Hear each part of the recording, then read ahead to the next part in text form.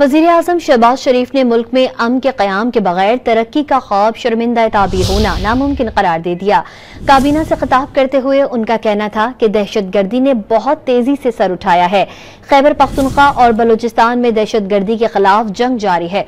उन्होंने IMF programme को भी तरक्की के लिए अहम करार दिया।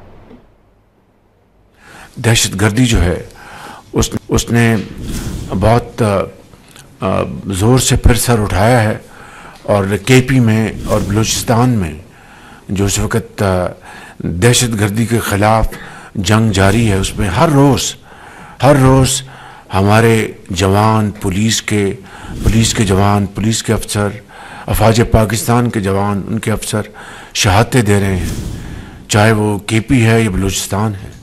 मैं समझता हूँ कि जब तक मुकम्मल तौर पर अमन कायम नहीं होगा, तरक्की का ख्वाब ये मुकम्मल नहीं होगा, ये शर्मिंदा ताबीर नहीं होगा। आजकल IMF का यहाँ पे मिशन आया हुआ है, उसके साथ वज़ीर ख़ज़ाना, उनकी टीम, उनके साथ पूरी तरह, और दूसरे जो हमारे मिनिस्टर्स हैं उनके साथ पूरी तरह वो बातचीत कर रहे हैं।